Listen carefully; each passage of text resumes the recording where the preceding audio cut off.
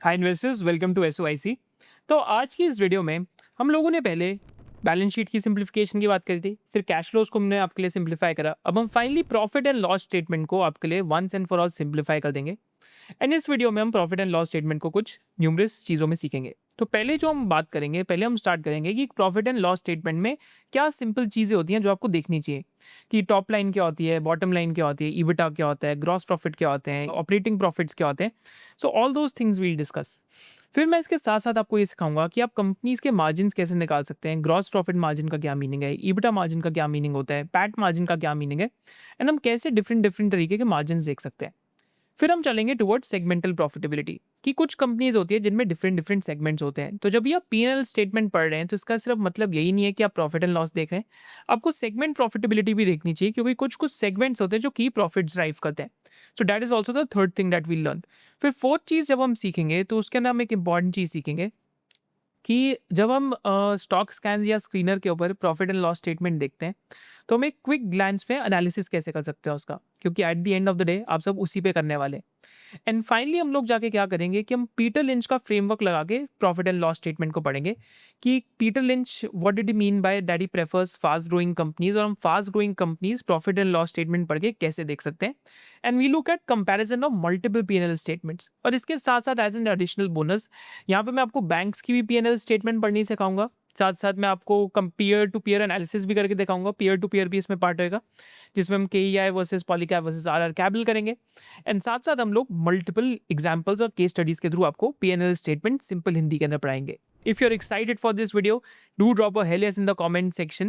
And before we start, there's also an announcement कि 25th of May को we are doing an event in Pune, जहाँ पे हम लोग बात करेंगे कि starting to end of research आप research कैसे कर सकते हैं, what is the framework for stock picking that you should have, watch list कैसे बना सकते हैं ऐसी markets में, and साथ साथ AI tools को leverage करके आप कैसे deep research reports खुद independently as a research analyst लिख सकते हैं। क्योंकि यहाँ पे आजकल AI के ऐसे tools आ गए हैं जो मैं उस वर्कशॉप के अंदर सिखाऊंगा कि how you can use them independently to put those prompts, और आपके पास डिफरेंट सेक्टर्स की रिसर्च रिपोर्ट आ जाएगी। With this let's start the analysis. If you are excited, do drop a hell yes in the comment section.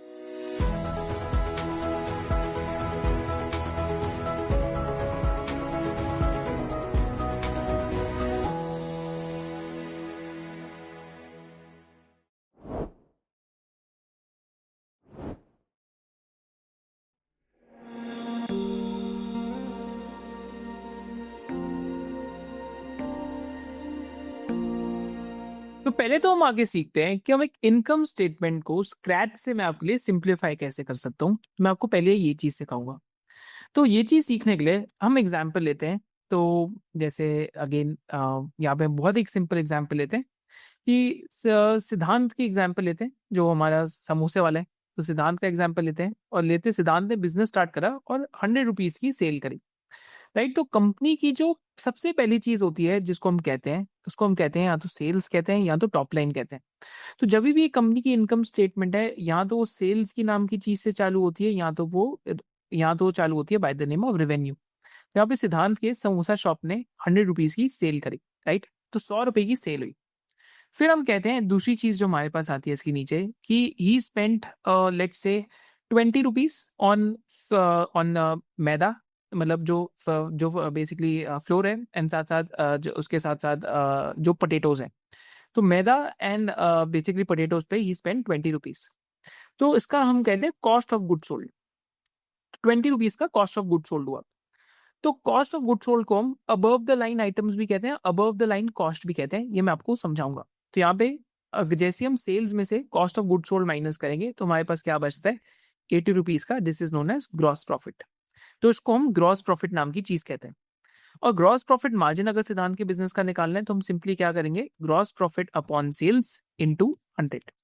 Right. तो यहाँ पे 80% का आपको सिद्धांत के बिजनेस का ग्रॉस प्रॉफिट मार्जिन दिख जाएगा। राइट। तो ग्रॉस प्रॉफिट मार्जिन आपको एक कंपनी की प्राइसिंग पावर में बारे में बताता है, एंड आपको ये भी बताता है कि कंपनी का कॉस्ट ऑफ गुड सोल्ड अगर आप हटाएं तो कंपनी कितना स्पेशलाइज्ड काम कर रही है। यहाँ पे मैं आपको मल्टीपल एग्जांपल्स दूंगा, बस आप ये चीज याद रखना कि एक जो ब्रांडेड कंपनी होगी, एक जो बेसिकली ब्रांडेड बिजनेस होएगा, तो वहाँ पे ग्रॉस प्रॉफिट मार्जिन हायर होएगा। और एक जो आपका थोड़ा-सा बेसिकली बिज़नेस जो कन्वर्टर बिज़नेसेस होते हैं, जहाँ पे कॉस्ट ऑफ रॉ मटेरियल बहुत होता है, तो वहाँ पे ग्रॉस प्रॉफिट मार्जिन कम भी हो सकता है। तो let's go to screener and let's look at some of the examples. तो मैं आपके साथ यहाँ पे स्क्रीनर शेयर करता हूँ एक बारी। ऑलराइट फोक्स, तो हम स्क्रीनर पे आए और स्क्रीनर पे आके हम पहले चलो एग्जांपल लेते हैं ज़ेन टेक्नोलॉजीज़ का, और ज़ेन टेक का एक बारी हम ग्रॉस प्रॉफिट मार्जिन देखते हैं। तो ज़ेनटेक का मैं सिर्फ एक्सपेंसेस खोलता हूँ, तो ज़ेनटेक का अगर मैं मटेरियल कॉस्ट देखता हूँ तो 26.83% का है। तो मैं अगर 100% को माइनस करूंगा 26.83% से, तो मोटा मोटा ज़ेनटेक का 73% का आपके सामने ग्रॉस प्रॉफिट मार्जिन आएगा। तो 73% का ग्रॉस प्रॉफिट मार्जिन माने हाई होता है, तो माने ज़ेनटेक जो भी बिजनेस कर रही है उसमें वैल्यू एडिशन काफी हाई है। तो 73% का यहाँ पे ग्रॉस प्रॉफिट मार्जिन आता है। सिमिलरली अगर मैं आपके साथ और एग्जांपल्स लूँ, तो यहाँ पे हम एग्जांपल लेते हैं केईआई का। केईआई के केस में ये केबल एंड वायर की कंपनी है, तो टिपिकली एक कन्वर्टर कंपनी है, अभी शायद से स्टेज 1 के अंदर वापस आई है आफ्टर स्टेज 4 ड्रॉडाउन। तो केईआई के केस में अगर आके हम ग्रॉस प्रॉफिट मार्जिन देखते हैं, तो आपको दिखेगा कि raw material cost almost 76% of sales है। तो माने रॉ मटेरियल कॉस्ट जो है 76% ऑफ सेल्स है, क्योंकि कॉपर का खर्चा इस कंपनी में बहुत है। और भी कन्वर्टर बिजनेसेस का एग्जांपल लेंगे तो राम रत्ना वायर्स का एक बिजनेस का एग्जांपल लेंगे जो कॉपर एनामल्ड वायर्स बनाता है। तो यहाँ पे अगर आप चेक करेंगे तो इस कंपनी का ग्रॉस प्रॉफिट मार्जिन सिर्फ 10% ही है। 90% आपका मटेरियल कॉस्ट हो गया, इसमें से 100% माइनस 90 करेंगे तो 10% का ही कंपनी ग्रॉस प्रॉफिट मार्जिन बना रही है, क्योंकि ये कंपनी सिर्फ एक कन्वर्टिंग का धंधा करती है। सिमिलरली एपीएल अपोलो के केस में आएंगे तो एपीएल अपोलो में भी आपको कुछ ऐसा ही दिखेगा कि एपीएल अपोलो के केस में ग्रॉस प्रॉफिट मार्जिन सिर्फ 14% का ही है, क्योंकि 86% आपका मटेरियल कॉस्ट है। So gross profit margin is only 14%, right. तो अगर आप और भी ओपन करेंगे तो आपको स्क्रीनर पे और भी मिल जाएगा कि what is the raw material cost. For example overhead, तो कंपनी का 20,690 करोड़ की सेल में 17,793 करोड़ का रॉ मटेरियल कॉस्ट है। तो इट मीन्स कंपनी का अबव द लाइन कॉस्ट ज्यादा है। तो कंपनी के बिजनेस में सबसे बड़ा खर्चा किस चीज का, दैट इज लोहे का, that is procurement of metal, क्योंकि कंपनी मेटल को लेके पाइप बना के बेच रही है। तो इसलिए यहाँ पे ग्रॉस प्रॉफिट मार्जिन कम है, इनको हम कन्वर्टर बिजनेसेस कहते हैं, राइट। तो कुछ कुछ बिजनेसेस में ग्रॉस प्रॉफिट मार्जिन ज्यादा होंगे, जैसे हमने जेनटेक का एग्जाम्पल लिया था। तो जेनटेक के बिजनेस में अगर FY25 की सेल देखते हैं तो अभी ट्रेडिंग 12 मंथ में 790 करोड़ की सेल है। फिर मटेरियल कॉस्ट कितना है, अगर हम FY24 में लेते हैं तो 440 करोड़ की सेल पे 172 करोड़ का मटेरियल कॉस्ट है कंपनी का। तो माने ऑलमोस्ट आप ग्रॉस प्रॉफिट मार्जिन कैलकुलेशन कर सकते हैं 70 to 75% के बीच में बैठ जाता है। सिमिलरली आई थिंक आप यहाँ पे और भी न्यूमरस कंपनीज के एग्जांपल ले सकते हैं। तो यहाँ पे जैसे अमी ऑर्गेनिक्स का एग्जांपल लेता हूँ, तो ये एक बिजनेस है जहाँ पे ग्रॉस प्रॉफिट मार्जिन इंप्रूव हो रहे हैं, राइट। तो अगर आप देखेंगे इस कंपनी में, तो इस कंपनी में ग्रॉस प्रॉफिट मार्जिन पिछले साल कितना था, इस पिछले साल इस कंपनी में 43% का ग्रॉस प्रॉफिट मार्जिन था, जो इस साल 45% का हो गया है। पर इस क्वार्टर में ग्रॉस प्रॉफिट मार्जिन कितना ऊपर गया कंपनी का, इस क्वार्टर में कंपनी का ग्रॉस प्रॉफिट मार्जिन 47% हो गया। अगर 100 में से 53 माइनस करेंगे तो 47 आएगा आपके पास। और पिछले साल कितना था इस सेम क्वार्टर में, 40% के आसपास था। कंफ्यूज ना ये ईयर ऑन ईयर और क्वार्टरली रिजल्ट आपको पढ़ना मैं सिखाऊंगा, राइट। तो अभी हम वापस सिद्धांत के एग्जांपल में चलते हैं। तो अभी हमने कॉग्स माइनस करना सीखा कि कुछ कंपनीज में ग्रॉस प्रॉफिट मार्जिन कम होता है, कुछ कंपनीज में ग्रॉस प्रॉफिट मार्जिन ज्यादा होता है। पर जनरली मैं आपको एक और लास्ट रूल ऑफ थंब बता दूं कि जो आपकी कमोडिटी बिजनेसेस होते हैं, जैसे बलरामपुर चीनी का एग्जांपल हो गया, तो बलरामपुर चीनी टाइप बिजनेस के अंदर आपका ग्रॉस प्रॉफिट मार्जिन की बहुत वेरिएबिलिटी होगी। आप देखेंगे मटेरियल कॉस्ट ऊपर नीचे होते रहता है। कभी मटेरियल कॉस्ट 84% हो जाएगा, कभी मटेरियल कॉस्ट 70 हो जाएगा, कभी मटेरियल कॉस्ट 80 हो जाएगा, कभी 62 रह जाएगा, क्योंकि शुगर के प्राइसेस ऊपर और नीचे होते रहते हैं, जो इनके हैंड में नहीं है कंट्रोल करना, राइट। तो ये भी आपको एक जरूरी चीज है समझनी है ग्रॉस प्रॉफिट मार्जिन के बारे में। अब हम वापस चलते हैं टुवर्ड्स आवर एग्जांपल ऑफ सिद्धांत, जहां पे हम समझ रहे थे कि कैसे हम चीजों को और अच्छे से देख सकते हैं। तो हमने पहले देखा कि सेल्स हुई आपकी 100 की, मतलब रेवेन्यू या फिर सेल्स 100 की हुई, कॉग्स हुआ 20 का और ग्रॉस प्रॉफिट मार्जिन हुआ 80 का। सेल्स को आप टॉप लाइन के नाम से भी कह सकते हैं, सेल्स को आप या तो कंपनी की रेवेन्यू के नाम के भी जान सकते हैं, या तो नेट इनकम के नाम से भी कई कंपनी सेल्स को बोलती है, राइट। तो ये सारी चीजें सेम ही है, टॉप लाइन को भी सेल्स ही हम कहते हैं।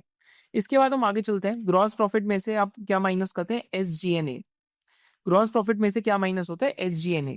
तो SG&A में क्या होता है, देखो समोसा तो बन गया, बट एम्प्लॉयज का भी खर्चा आएगा, पावर का भी खर्चा आएगा, राइट। फिर आपका like an number of other expenses होंगे, राइट, कि आपका रेंट का भी खर्चा आएगा। तो expenses like rent, expenses like wages employees की, expenses like power cost, expenses like CA का cost, expenses, all those expenses come under selling general and administrative expenses. Even your advertising comes under SG&A expenses. तो यहाँ पे selling general and administrative expenses सिद्धांत के business में लगाते हैं 30 rupees के, राइट। तो सिद्धांत 10 रुपीज का रेंट देता है, 5 रुपीज की वेजेस देता है, 5 रुपीज का पावर कॉस्ट देता है, 5 रुपीज सीए को देता है, 5 रुपीज की एडवर्टाइजिंग करता है। तो हमारे पास यहाँ पे 30 रुपीज का SG&A आ गया। तो जैसे ही मैं ग्रॉस प्रॉफिट में से SG&A माइनस करता हूँ तो मेरे पास क्या बचता है 50 रुपीज। और 50 रुपीज यहाँ पे क्या है, that is known as EBITDA. तो ईबिटा को हम और क्या कह सकते हैं, ईबिटा को हमको और क्या कहते हैं, EBITDA is also known as earnings before interest, taxes, depreciation and amortization. माने हिंदी में समझेंगे तो इसको हम कहते हैं कामकाजी मुनाफा। ये कंपनी का कामकाजी मुनाफा कितना है। ये कंपनी अगर हम कंपनी का सिर्फ रॉ मटेरियल का खर्चा निकाल दें और एम्प्लॉयज का खर्चा निकाल दें तो कंपनी का कामकाजी मुनाफा कितना है, इसको हम कहते हैं earnings before interest, taxes, depreciation and amortisation. And यहाँ पे अगर मेरे को सिद्धांत का ईबिटा मार्जिन निकालना है तो कैसे निकालूंगा, तो 50 लूंगा सिद्धांत का ये नंबर और सेल से डिवाइड कर दूंगा, तो मेरे पास 50 और इंटू 100 करूंगा तो मेरे पास 50% का ईबिटा मार्जिन आ जाएगा सिद्धांत के बिजनेस के अंदर। तो ऐसे हम ईबिटा मार्जिन भी निकाल सकते हैं। तो कंपनीज के केस में क्या होता है, तो कंपनीज ईबिटा मार्जिन देती हैं और स्क्रीनर पे जो आप देखते हैं दैट इज ऑपरेटिंग मार्जिन, जो ईबिटा मार्जिन को कहा जाता है स्क्रीनर के ऊपर। Operating margin is equal to EBITDA margin on screener. फिर हम और नीचे आते हैं, अगर हम प्रॉफिट एंड लॉस स्टेटमेंट को सिंप्लीफाई करना चाहते हैं, फिर ईबिटा में से हम क्या सब्ट्रैक्ट करते हैं, that is depreciation and amortisation. तो सिद्धांत के बिजनेस में डेप्रिसिएशन अमोर्टाइजेशन 5 रुपीज का है। तो जैसे ही डेप्रिसिएशन हम करते हैं टेंजिबल गुड्स का, जैसे कुर्सी पे बैठा वो मैं, तो मेरे ऑफिस में कुर्सी मैंने 10,000 की ली, तो हर साल 1,000 रुपीज डेप्रिसिएशन में कट हो जाता है। तो स्ट्रेट लाइन आइटम वाइज होती है। तो क्योंकि वो 1,000 कट हो रहा है तो डेप्रिसिएशन हो गया। मैं जूम के सॉफ्टवेयर से आपसे बात कर रहा हूँ, तो इसका मैंने 5 ईयर्स का सब्सक्रिप्शन लिया हुआ है, सपोज 1,00,000 रुपीज का सब्सक्रिप्शन है, तो 20,000 रुपीज का इस पे हर साल अमोर्टाइजेशन हो जाएगा, राइट, क्योंकि 5 ईयर्स में लाइसेंस लैप्स कर जाएगा। तो जो चीजें फील और टच हो सकती है उसको हम डेप्रिसिएशन कहते हैं। जो चीजें आप फील और टच नहीं कर सकते, जो लाइसेंस और सॉफ्टवेयर बेस्ड होती हैं, वहां पे डेप्रिसिएशन को अमोर्टाइजेशन कहते हैं। तो डेप्रिसिएशन और अमोर्टाइजेशन माइनस करा तो हमारे पास 45 रुपीज का क्या बचा, EBIT, that is earnings before interest and taxes, right. तो इसको हम वैसे फाइनेंस में ऑपरेटिंग प्रॉफिट कहते हैं, पर स्क्रीनर पे आपको याद रखना पड़ेगा जब आप ऑपरेटिंग प्रॉफिट देखते हैं तो वो ईबिटा होता है, that is profit before interest, taxes, depreciation and amortisation. और यहाँ पे हमारे पास क्या आया, ईबिट का नंबर आया। अब ईबिट में से आप क्या माइनस करेंगे, ईबिट में से आप माइनस करेंगे इंटरेस्ट। इंटरेस्ट माने फाइनेंस कॉस्ट, माने जो ब्याज कंपनी देती है या जो कंपनी प्रिंसिपल्स और इंटरेस्ट की रीपेमेंट करी है डेट पे। तो यहाँ पे सिद्धांत का बिजनेस डेट फ्री है तो 0 का इंटरेस्ट कॉस्ट है। तो जैसे आप ये माइनस करेंगे तो आपके पास क्या बचेगा, दैट इज पीबीटी, जिसको हम कहते हैं प्रॉफिट बिफोर टैक्सेस। तो हमारे पास क्या बचा है यहाँ पे, प्रॉफिट बिफोर टैक्सेस। अब प्रॉफिट बिफोर टैक्सेस में से आप क्या माइनस करेंगे, प्रॉफिट बिफोर टैक्सेस में से आप टैक्सेस माइनस करेंगे, तो हमारे पास क्या रह जाएगा, that is profit after taxes, जिसको हम कहते हैं पैट। तो पैट को हम क्या कहते हैं, बॉटम लाइन भी कहते हैं बिजनेस की, और सेल्स को हम क्या कहते हैं, टॉप लाइन भी कहते हैं बिजनेस की। तो सेल्स हमारी क्या है, सेल्स हमारी top line of the business है, फिर पैट हमारा क्या है, bottom line of the business. तो प्रॉफिट आफ्टर टैक्स को जब आप नंबर ऑफ शेयर्स आउटस्टैंडिंग से डिवाइड करेंगे तो आपके पास क्या आ जाएगा, अर्निंग्स पर शेयर ऑफ अ बिजनेस। जैसे आप प्रॉफिट आफ्टर टैक्स को नंबर ऑफ शेयर्स आउटस्टैंडिंग से डिवाइड करेंगे तो आपके पास क्या आ जाएगा, दैट इज अर्निंग्स पर शेयर ऑफ अ बिजनेस। तो यहाँ पे मैं इसके लिए आपको और सिंप्लीफाई करता हूँ। तो एक बारी कंक्लूड करते हैं हमने क्या क्या देखा। तो हमने पहले देखा, हमने लिखा सेल्स, सेल्स को हमने माइनस करा कॉग से, तो हमारे पास क्या आया, ग्रॉस प्रॉफिट। ग्रॉस प्रॉफिट को हमने माइनस करा SG&A से, तो हमारे पास क्या आया, EBITDA of a company, that is earnings before interest, taxes, depreciation and amortisation. EBITDA को हमने सब्ट्रैक्ट करा डेप्रिसिएशन एंड अमोर्टाइजेशन से, तो हमारे पास क्या आया, EBIT of a company. EBIT को में हमने क्या माइनस करा, ईबिट में से हमने इंटरेस्ट कॉस्ट हटाया, तो हमारे पास क्या आया, PBT of a company. PBT में से हमने क्या हटाया, पीबीटी में से हमने टैक्सेस हटाई, तो हमारे पास क्या रह गया, हमारे पास क्या रह गया, PAT of a company. PAT of a company को हमने डिवाइड करा शेयर आउटस्टैंडिंग से, तो हमारे पास क्या रह गया, EPS of a company, right. तो ऐसे आप एक कंपनी का कैलकुलेशन कर सकते हैं, राइट। इसको हम एक सिंप्लीफाइड इनकम स्टेटमेंट समझ सकते हैं। और आपको मार्जिन निकालने हैं तो कैसे निकालेंगे, तो ग्रॉस प्रॉफिट को डिवाइड बाय सेल्स इंटू 100 करेंगे तो आपके पास ग्रॉस प्रॉफिट मार्जिन आ जाएंगे। ईबिटा को डिवाइड बाय सेल्स इंटू 100 करेंगे तो आपके पास ईबिटा मार्जिन आ जाएगा। ईबिट को डिवाइड बाय सेल्स इंटू 100 करेंगे तो आपके पास ईबिट मार्जिन आ जाएगा। पीबीटी को divide by like sales into 100 करेंगे तो आपके पास पीबीटी मार्जिन आ जाएगा। और पैट को डिवाइड बाय सेल्स इंटू 100 करेंगे तो आपके पास कंपनी का प्रॉफिट आफ्टर टैक्स का भी मार्जिन आ जाएगा। सो that is the way you can calculate कि एक कंपनी की इनकम स्टेटमेंट को कैसे देखना चाहिए। तो मैं आपके साथ आगे जाके देखूंगा कि क्या क्या हम और चीजें देख सकते हैं, पर आपके साथ एक बार स्क्रीनर पे आके और स्टॉक स्कैन्स पे आके एक चीज को मैं बहुत सिंप्लीफाई करूंगा कि हमने जो प्रॉफिट एंड लॉस स्टेटमेंट सीखी, तो यहाँ पे स्क्रीनर पे भी आप देखेंगे, तो यहाँ पे मैं आपके साथ स्टॉक स्कैन्स पे भी एक खोल देता हूँ। तो स्टॉक स्कैन्स पे भी अगर आप देखेंगे तो मैं कोई भी कंपनी का एग्जाम्पल लेता हूँ, जैसे मैं फोर्स मोटर्स खोलता हूँ, राइट। फोर्स मोटर्स का एग्जाम्पल लेता हूँ तो आपको कुछ ऐसे दिखेगी। अच्छा, एक चीज मैं आपको बताना भूल गया कि जब भी हम कंपनी की, again let me just go back to the document data है, जब भी हम कंपनी की लाइक इनकम स्टेटमेंट का कैलकुलेशन करते हैं, right, तो यहाँ पे जो हम देख रहे थे इनकम स्टेटमेंट को कैलकुलेशन करते हैं, तो पीबीटी के बाद एक और चीज भी ऐड होती है। पीबीटी के बाद एक और चीज भी ऐड होती है, यहाँ पे ऐड होती है जिसको हम कहते हैं अदर इनकम। तो यहाँ पे हम अदर इनकम भी ऐड करते हैं पीबीटी के अंदर। अदर इनकम क्या होती है? ये नॉन कोर बिजनेस इनकम होती है। जैसे कंपनी के पास म्यूचुअल फंड पड़े हुए हैं तो वो अदर इनकम होगी, राइट। तो वहां से जो ब्याज आ रही है वो अदर इनकम होगी। तो पीबीटी में अदर इनकम को ऐड करते हैं, फिर टैक्सेस से सब्ट्रैक्ट करते हैं, तो अदर इनकम आपको कंपनीज में दिखेगी, राइट। तो यहाँ पे मैं आपको एग्जाम्पल देता हूँ एक लाइव इनकम स्टेटमेंट पे चल के, ताकि आपके लिए और सिंपल प्रोसेस हो जाए। Let me go to a live income statement ताकि यहाँ पर मैं एक दूसरे के साथ देख पाए। तो यहाँ पे मैंने फोर्स मोटर्स की इनकम स्टेटमेंट खोली, जैसे आई थिंक मैंने फोर्स मोटर की इनकम स्टेटमेंट खोली है। तो फोर्स मोटर की इनकम स्टेटमेंट देखेंगे तो इनकम स्टेटमेंट कुछ ऐसे दिखेगी। तो पहली चीज आपको रेवेन्यू के नाम की दिखेगी, जिसको हम टॉप लाइन कहते हैं। तो कंपनी की रेवेन्यू टॉप लाइन ग्रोथ कितनी आई है साल? 15.4%।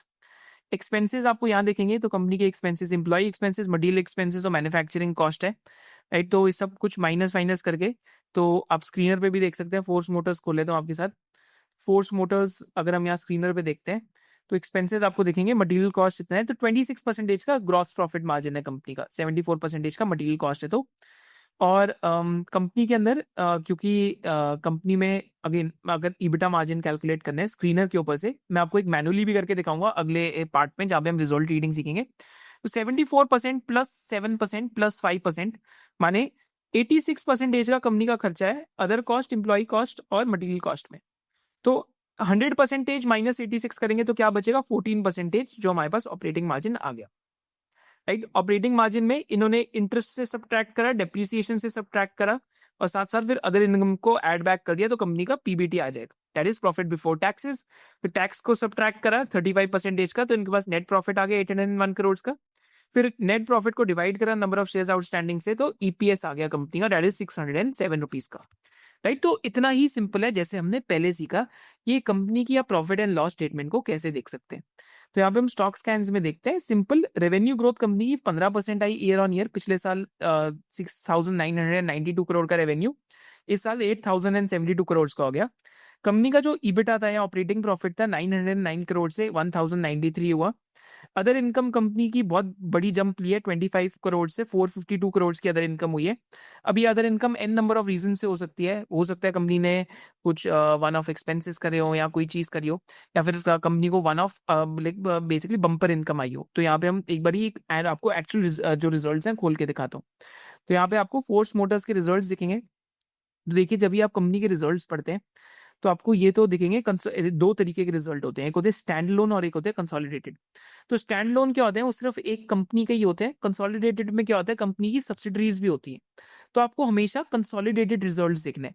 तो यहाँ पे हम फोर्स मोटर्स में आके कंसोलिडेटेड रिजल्ट्स देख रहे हैं कंपनी के, और कंपनी के फुल ईयर रिजल्ट्स में दिख रहा है हमें कि 560, यहाँ पे हमें फुल ईयर रिजल्ट्स में कंपनी दिख रहा है कि एक अदर इनकम आइटम है काफी बड़ी, एंड कंपनी की एक एक्सेप्शनल आइटम भी है। तो 394 करोड़ की एक एक्सेप्शनल आइटम है, और एक अदर इनकम भी है कंपनी में 56.56 करोड़ की।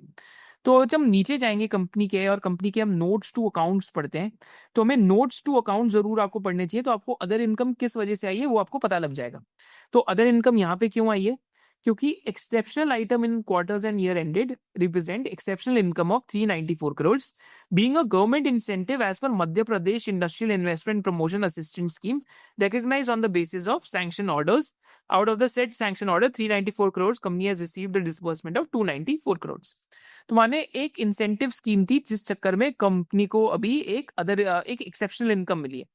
अदर इनकम वैसे जो अदर इनकम और एक्सेप्शनल इनकम में क्या फर्क होता है? एक्सेप्शनल इनकम तब आती है जब कोई इंसेंटिव हो। अदर इनकम यूजुअली तब बुक करते हैं जब कंपनी ने अगर म्यूचुअल फंड में पैसा डाला हो, उससे गेन आ रहा है, तो वो अदर इनकम के अंदर आपके बुक हो जाएगा, right? So that is how you look at it. तो आपके लिए होपफुली नोट्स टू अकाउंट्स पढ़ना एक बहुत जरूरी चीज है। एक्सेप्शनल लॉसेस भी होते हैं कंपनी में।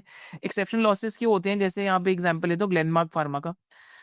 तो ग्लेनमार्क फार्मा में आप देखेंगे कंपनी लॉसेस में चली गई थी क्योंकि यहाँ पे एक्सेप्शनल लॉसेस हुए थे कंपनी को। अब एक्सेप्शनल लॉसेस के भी एन नंबर ऑफ रीजंस होते हैं।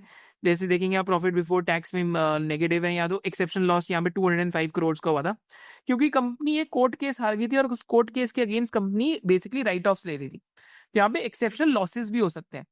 तो आपको ये चीज याद रखनी है। अगर मैं आपके लिए इजी कर दूं प्रॉफिट एंड लॉस स्टेटमेंट एक बारी, तो प्रॉफिट एंड लॉस स्टेटमेंट में जब हम सेल्स का नंबर देखते हैं तो सेल्स में से जब आप कॉग्स माइनस करेंगे तो ग्रॉस प्रॉफिट आता है।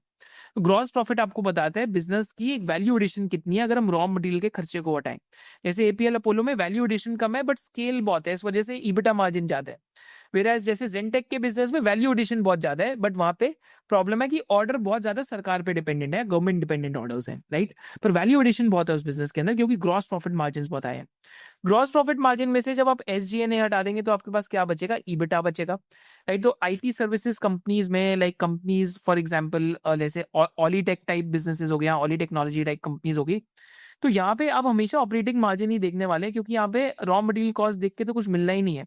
क्योंकि सबसे बड़ा खर्चा क्या है एक आईटी कंपनी के अंदर? That is the expenses of their employees. तो इसलिए आप हमेशा ऑपरेटिंग मार्जिन या ईबिटा मार्जिन देखते हैं आईटी सर्विसेज कंपनीज में। तो यहाँ पे हम क्या करेंगे?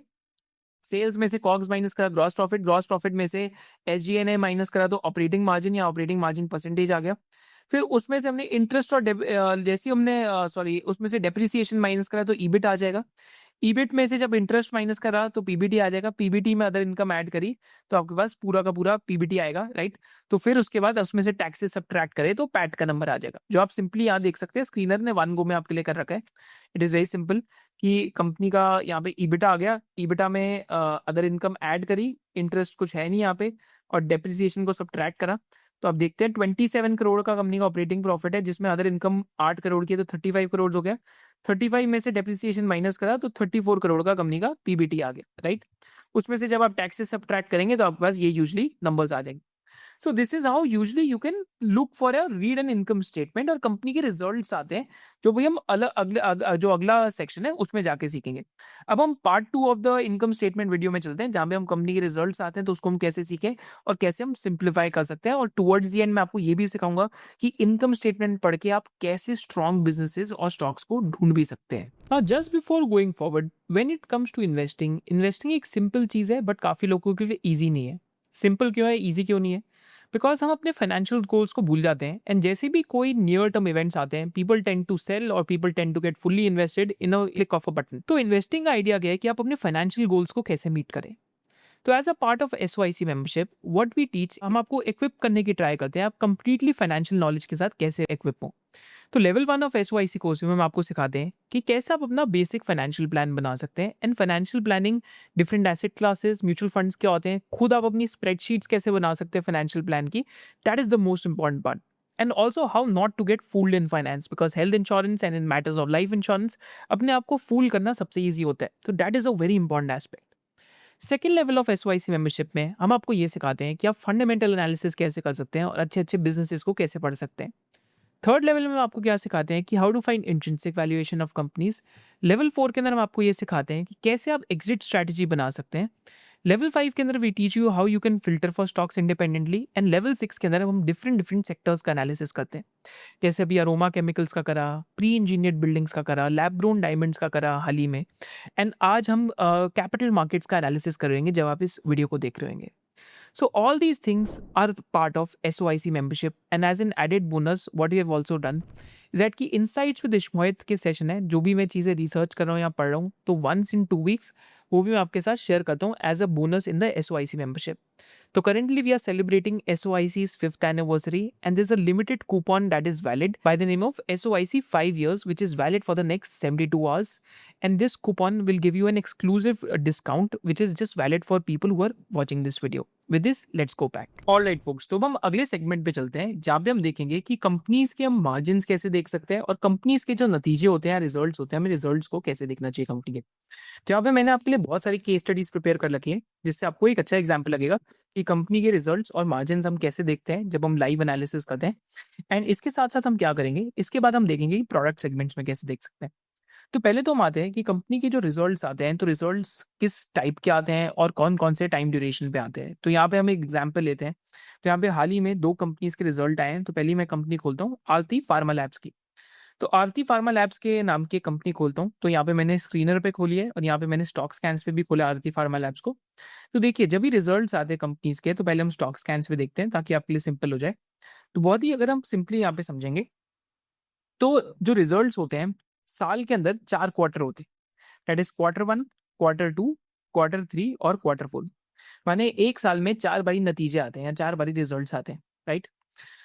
तो जो मार्च के रिजल्ट्स होते हैं जनरली वो अप्रैल एंड और मई से आने स्टार्ट होते हैं। सिमिलरली जो दिसंबर के रिजल्ट्स होते हैं जनरली वो जनवरी एंड और फरवरी से आने स्टार्ट होते हैं। सिमिलरली जो आपके सितंबर के रिजल्ट्स होते हैं वो अक्टूबर एंड और नवंबर में कंप्लीटली आते हैं। और जून 24 के रिजल्ट्स होते हैं जिसको हम Q1 भी कहते हैं, वो रिजल्ट्स आपके in the month of July to August के अंदर आने स्टार्ट होते हैं। तो generally results after the end of quarters आते हैं। एंड साल में जो फर्स्ट क्वार्टर होता है that is basically the April May June. तो अप्रैल मई जून यहाँ हो गया, राइट। उसके बाद जाएगा जुलाई अगस्त सितंबर। उसके बाद क्या हुआ, अक्टूबर नवंबर दिसंबर। उसके बाद क्या हुआ, जनवरी फरवरी मार्च, right. So this is how you can basically अब साल को 4 क्वार्टर्स में डिवाइड करके देखते हैं। तो कंपनीज जब कहती है हमारा H1 नंबर्स, H1 क्या होता है, that is first half of the financial year. H1 माने ये हो गया, दैट इज Q1 और Q2। फिर कंपनीज कहती है हमारे H2 के नंबर्स, तो H2 क्या हो गया आपके Q3 हो गया और Q4 हो गया। फिर कंपनीज कहती है फुल फाइनेंशियल ईयर, तो हमारा फुल फाइनेंशियल ईयर FY25 ये हो गया, दैट इज ये पूरा का पूरा जो हमारा साल है ये FY25 का हो गया। कभी कभी आप ट्रेलिंग 12 मंथ नंबर्स भी देखते होंगे। तो TTM हम क्या कहते हैं, सपोज करते हैं, मैं भी आपको यहाँ पे एक एग्जांपल देता हूँ ताकि आपके लिए और भी ये सिंपल हो जाएगा। तो यहाँ पे हम एक कंपनी खोलते हैं सामी होटल्स के नाम की। तो सामी होटल्स की अभी तक Q4 के रिजल्ट्स नहीं आए, आपको यहाँ पे TTM रिजल्ट्स दिखेंगे। ये जैसे फुल FY24 के रिजल्ट्स हैं, तो अभी आपको यहाँ पे TTM रिजल्ट लिखेंगे, दैट इज ट्रेलिंग 12 मंथ। अब जब आप ट्रेलिंग 12 मंथ नंबर्स देखते हैं तो वहाँ पे आप क्या देखेंगे, तो ट्रेलिंग 12 मंथ में आपको क्या दिखेगा, पिछले 4 क्वार्टर, राइट। तो ट्रेलिंग 12 मंथ बेसिकली कुछ नहीं है बट पिछले 4 quarter, that is the last 4 quarters is known as the trailing 12 month. माने पिछले 4 क्वार्टर की जो नतीजे हैं उसको हम ट्रेलिंग 12 मंथ्स कहते हैं, राइट। तो ऐसे आप रिजल्ट्स की जो लैंग्वेज है उसको आप इजिली समझ सकते हैं।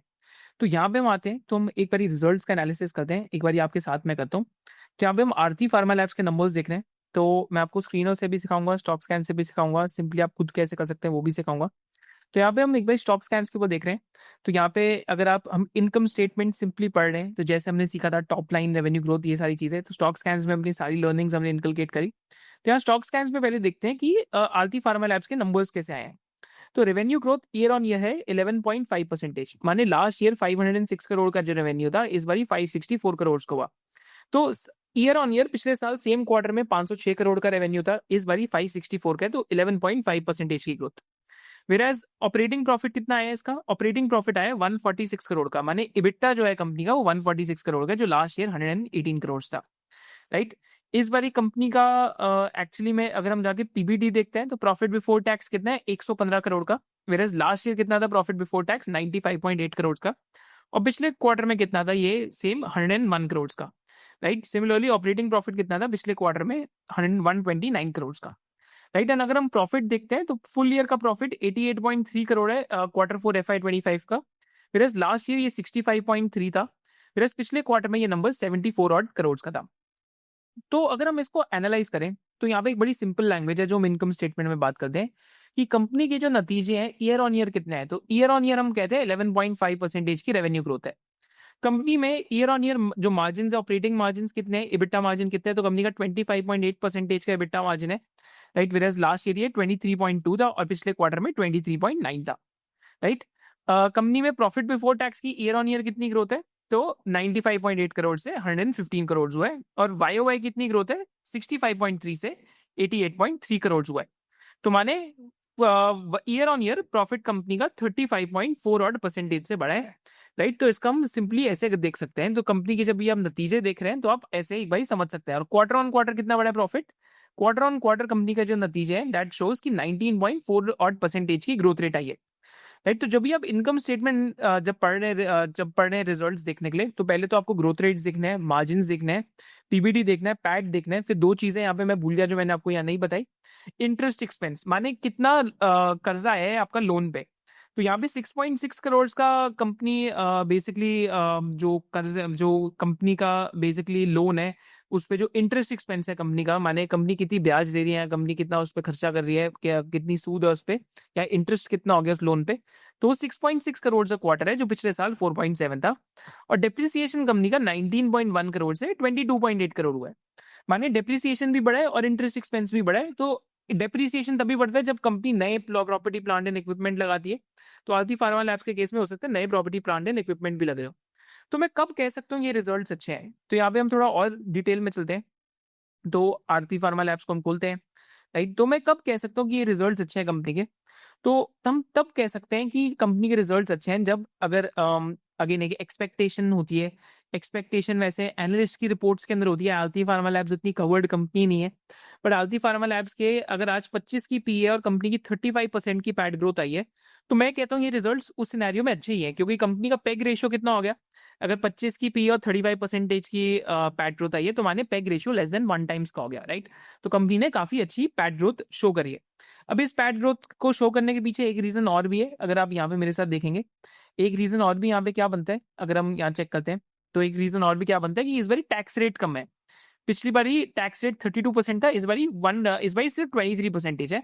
वेरस पीबीटी ग्रोथ कंपनी की लगभग 20% के आसपास की है, जो फिर भी एक अच्छी पीबीटी ग्रोथ मानी जा सकती है। तो जब भी आप रिजल्ट्स देख रहे हैं कंपनी के, तो आपको उसको ऐसे मार्जिन्स में ब्रेक डाउन करना पड़ेगा, आपको उसकी ग्रोथ रेट्स में ब्रेक डाउन करना पड़ेगा, और आपको देखना पड़ेगा कि क्या कंपनी ने एक्चुअली में, मतलब देखिए 10-15% ग्रोथ रेट तो इंडिया में आ जाती है, तो क्या कंपनी 15-20% की पैट ग्रोथ डिलीवर कर रही है या नहीं कर रही, राइट। और आप क्या देख सकते हैं यहाँ पे, एक जो इंटरेस्टिंग चीज है कि कंपनी के मार्जिन, मानिए कंपनी कितना कमा रही है, राइट। तो मार्जिन, आपको ऑपरेटिंग मार्जिन जरूर देखने चाहिए, राइट। तो कंपनी के ऑपरेटिंग मार्जिन की अगर हम ट्रेजेक्टरी देखते हैं, अगर आप यहाँ स्क्रीनर पे आके, तो सिंपल हम क्या करते हैं, कंपनी का यहाँ पे सेल्स एंड मार्जिन की ट्रेजेक्टरी लगाते हैं और सेल्स बंद कर देते हैं। तो आप क्या देख पा रहे हैं यहाँ पे, क्या कंपनी का मार्जिन ऊपर जा रहा है या नीचे जा रहा है। तो सिंपल आंसर इज कि ऑपरेटिंग मार्जिन कंपनी का ऊपर की तरफ डायरेक्शन में जा रहा है। तो माने ऑपरेटिंग मार्जिन ऊपर जा रहे हैं, माने कंपनी इस टाइम पे अच्छे अच्छे रिजल्ट शो कर रही है और हाई मार्जिन की तरफ जा रही है। अभी हमने कैश फ्लोज की बात नहीं कर रहा, क्योंकि कैश फ्लोज हमने लास्ट वीडियो में करी थी, बट फिर भी क्योंकि मैं आपको रिजल्ट पढ़ना सिखा रहा हूँ, तो एक बारी मैं आपको इसमें, क्योंकि इनकम स्टेटमेंट की बात है तो कैश फ्लो स्टेटमेंट से भी एक बार टाई अप कर देते हैं। तो रिजल्ट कुछ ऐसे दिखते हैं जो हमने इससे पहले हमने बना के देखे थे, राइट। तो यहाँ पे हम एक बारी कंपनी का gross profit margin, EBITDA margin और साथ साथ कंपनी का जो पीबीटी और पैट मार्जिन है एक बारी साथ इकट्ठे कैलकुलेट करके देखेंगे, ताकि आप भी इंडिविजुअली घर पे बैठ के ये चीज कर पाओ। जैसे हमने वीडियो में पहले सीखा था कि दो तरीके की इनकम स्टेटमेंट होती है, एक होती है कंसोलिडेटेड इनकम स्टेटमेंट और एक होती है स्टैंड अलोन इनकम स्टेटमेंट। तो अगर आप यहाँ पे चेक करेंगे तो हम किस तरीके की इनकम स्टेटमेंट देख रहे हैं, तो यहाँ पे हम कंसोलिडेटेड इनकम स्टेटमेंट देख रहे हैं आरती फार्मा लैब्स की, राइट। तो जैसे हमने रिजल्ट्स में बात करी थी टॉप लाइन, तो यहाँ पे हमने जो रेवेन्यू देखा ये कंपनी की टॉप लाइन है, राइट। बॉटम लाइन क्या है, तो कंपनी की बॉटम लाइन यहाँ पे है, राइट। तो जब भी आप रिजल्ट्स देखते हैं या नतीजे देखते हैं, तो ये Q4 के रिजल्ट्स हैं और ये फुल फाइनेंशियल ईयर के रिजल्ट्स हैं, क्योंकि अब 4 क्वार्टर के रिजल्ट्स आ गए, तो FY25 के रिजल्ट्स हो गए जो आपको यहाँ दिख रहे हैं, और ये FY24 के रिजल्ट्स हो गए। तो जब हमें क्वार्टर ऑन क्वार्टर कंपैरिजन करना है, तो ये Q3 के रिजल्ट्स हैं और ये पिछले साल Q4 के रिजल्ट्स हैं, राइट। तो यहाँ पे आप इसको आके जब gross profit margin, operating margin और पीबीटी और पैट मार्जिन करना है, तो हम उसको और भी सिंप्लीफाई कर सकते हैं। मैं आपकी सिर्फ अंडरस्टैंडिंग के लिए दे रहा हूँ, मैं आपको स्क्रीनर पे वैसे ज्यादा अच्छे से सिखा दूंगा। तो एक cost of material consume, purchases of stock in trade और changes in inventory of finished goods, work in progress and stock in trade, ये सारे आपके हैं कॉस्ट ऑफ गुड्स सोल्ड। तो ये आपकी कॉग्स की लाइन आइटम है जिसको हम कहते हैं कॉस्ट ऑफ गुड्स सोल्ड। अब हमारी लाइन आइटम आती है SG&A की, जो हमने सीखा था सेलिंग जनरल और एडमिनिस्ट्रेटिव एक्सपेंसेस, क्योंकि जब आप सेल्स में से कॉग्स माइनस करोगे तो आपके पास क्या आएगा, ग्रॉस प्रॉफिट, राइट। तो अगर इस कंपनी का ग्रॉस प्रॉफिट निकालना है तो आपको क्या करना पड़ेगा, इन 3 लाइन आइटम्स को ऐड करके आपको सब्ट्रैक्ट करना पड़ेगा रेवेन्यू फ्रॉम ऑपरेशंस में से। तो अगर अगर जैसे purchases of stock in trade अगर नेगेटिव के अंदर है तो ये रेवेन्यू फ्रॉम ऑपरेशंस में इसको ऐड करके बाकी दो से सब्ट्रैक्ट करना। जब जब purchases of stock in trade positive होती है, अगर ये ब्रैकेट में नहीं होएगा तो इसको अब इन तीनों में ऐड करके फिर सब्ट्रैक्ट करना। सिंपल मैं आपके लिए बता रहा हूँ कि रेवेन्यू फ्रॉम ऑपरेशन अगर 563 करोड़ है तो 563.7 करोड़ है। तो आपके लिए होमवर्क क्या है कि आप इसको अगर कॉग्स आपको मतलब आपको ग्रॉस प्रॉफिट कैलकुलेट करना है, सिंपली आइए, सिंपली क्या कीजिए कि इसको माइनस कीजिए लाइक 185.45 ये अगेन 185.45 करोड़ है, राइट। और 109.57 करोड़ प्लस 109.57 करोड़ 109.57 करोड़। और इसमें से क्या कीजिए, इन दोनों में से भी माइनस आपको क्या करना पड़ेगा, cost of material consume sorry purchases of stock in trade. तो जब जब purchases of stock in trade brackets में होएगा तब तब आपको कॉग्स की कैलकुलेशन में से उसको माइनस करना है। जब जब ये पॉजिटिव होएगा तब तब आपको उसको कॉग्स की कैलकुलेशन में प्लस करना है। तो यहाँ पे ये क्योंकि ब्रैकेट्स में, तो आप इसको यहाँ पे माइनस कर दीजिए 16.27 करोड़। तो basically 185.45 plus 109.5 minus 16.27 crore will give you your cost of good sold. तो एक हम कैलकुलेशन साथ करके भी देख लेते हैं ताकि हमारे लिए इजी रहे। मैं आपके साथ एक बार एक एक्सेल पे कर लेता हूँ ताकि आपको इजीली समझ भी आ जाए। तो let just give me a moment folks. तो let me just come to Aarti pharma Labs and यहाँ पे हम क्या करते हैं, कॉग्स की कैलकुलेशन करते हैं, that is cost of good sold. Cost of good sold में हमारे पास क्या क्या था यहाँ पे आरती फार्मा लैब्स के केस में, परचेज लाइक आपका कॉस्ट ऑफ मटेरियल कंज्यूम था। तो यहाँ पे मैं थोड़ा जूम इन करता हूँ, तो यहाँ पे हमारे पास क्या है, कॉस्ट ऑफ मटेरियल कंज्यूम्ड है, cost of material consumed, right, cost of material consumed है। उसके बाद हमारे पास यहाँ पे क्या है, उसके बाद हमारे पास purchases of stock in trade है, that is purchases of stock in trade. And तीसरी लाइन आइटम हमारे पास क्या है यहाँ पे, चेंजेस इन इन्वेंट्री। तो तीसरी लाइन आइटम है चेंजेस इन इन्वेंट्री, राइट। यहाँ पे हम इसको करते हैं बड़ा एंड यहाँ पे हम डालते हैं फिगर्स, यहाँ पे हम फिगर्स डालते हैं। फिगर्स क्या है हमारे पास, कॉस्ट ऑफ ये कितना है 185.4 करोड़। तो यहाँ पे करते हैं 185.4 करोड़, राइट। आई थिंक थोड़ा 185.45 crore, right. Purchases of stock and trade कितना है हमारे पास 16.27, राइट। तो ये है 16.27 करोड़ की फिगर है, बट ये आपकी फिगर नेगेटिव में है, दैट इज 16.27 करोड़ की फिगर एक नेगेटिव में है। फिर हमारे पास यहाँ पे क्या आता है, that is changes in inventory of finish goods, जो हमारे पास 109.57 का है, तो इसको तो 109.57 करोड़, राइट। तो इन जब मैं तीन चीजों को ऐड करूंगा, तो अगर मेरे को निकालना है मेरा टोटल कॉग्स क्या है, जब मैं इन तीन चीजों का सम निकालूंगा, राइट, तो दैट इज दिस, तो मेरे पास ये एक फिगर आएगी which is equivalent to 278 crore. तो 278 करोड़ इस कंपनी का कॉस्ट ऑफ गुड सोल्ड है, राइट। तो अब मेरे को कंपनी का अगर ग्रॉस प्रॉफिट निकालना है तो मैं कैसे निकालूंगा, बड़ी ही सिंपल चीज है, मैं कंपनी की नेट सेल लूंगा 563.77 करोड़ की। तो यहाँ पे सेल कितनी है कंपनी की, तो हम सेल्स को और ऊपर ले जाते हैं ताकि हमारे लिए सिंपल है। तो सेल्स की फिगर को ऊपर ले गया मैं, एंड सेल्स मैंने लिखी 563.77 करोड़ की, 563.77 करोड़ की, और इसको मैंने माइनस करा। तो हम कहते हैं यहाँ पे ग्रॉस प्रॉफिट निकालते हैं कंपनी का। ग्रॉस प्रॉफिट निकालने के लिए मैंने इसको माइनस करा, सेल्स के नंबर को मैंने इसको सब्ट्रैक्ट करा 278.75 करोड़ से।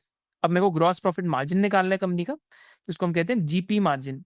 अगर मेरे को जीपी मार्जिन निकालना है कंपनी का तो मैं क्या करूंगा, तो मैं ग्रॉस प्रॉफिट को सिंपली डिवाइड कर दूंगा 563.7 करोड़ से, और इसको मैं परसेंटेज में डाल दूंगा, राइट। तो बेसिकली कंपनी का जो ग्रॉस प्रॉफिट मार्जिन है वो 50.56% है। फिर कंपनी का कॉग्स का परसेंटेज कितना है, क्या करूंगा, कॉग्स के परसेंटेज को 278.75 से अब मैं डिवाइड कर दूंगा 563.77 को, राइट। तो कंपनी का कॉग्स का परसेंटेज कितना है आपके सामने, यहाँ पे आंसर आपको आंसर दिखेगा 49.44% का, राइट। तो माने कंपनी ₹1 की सेल पे 50.56% का रॉ मटेरियल को हटा के प्रॉफिट कमा रही है। That is the simplest meaning of this. तो यहाँ पे हम एक बार स्क्रीनर पे आते हैं, और स्क्रीनर पे अगर आपको ये मेंटली करना हो, आप अभी तो मैंने आपको मैनुअली करके दिखाया, अगर आपको ये मेंटली करना हो, इतनी कोई टेंशन लेने की बात नहीं है, आपके लिए बहुत सिंपल है यहाँ पे सब कुछ। तो यहाँ पे हम देखते हैं, तो आपके लिए मटेरियल कॉस्ट ऑलरेडी कितना है कंपनी का 49.44%, राइट। तो माने 100% में से 49.44% को सब्ट्रैक्ट करेंगे तो क्या आंसर आएगा, दैट इज 50.56%, राइट। तो यहाँ पे हमारे पास कितना ग्रॉस प्रॉफिट आया कंपनी का, अगेन कितना, यहाँ पे हमारे पास कंपनी का ग्रॉस प्रॉफिट मार्जिन आया 50.56% के आसपास का, राइट। तो that is how simply you can look at things, right. तो कॉग्स 49.44 और यहाँ पे ग्रॉस प्रॉफिट मार्जिन 50.56% का आया, right. So that is how you can simplify learning. अब हम यहाँ पे चलते हैं कंपनी का ईबिटा मार्जिन निकालने के लिए। अब हम चलते हैं टुवर्ड्स SG&A, जिसको हम कहते हैं selling general and administrative expenses. तो सेलिंग जनरल और एडमिनिस्ट्रेटिव एक्सपेंसेस निकालते हैं।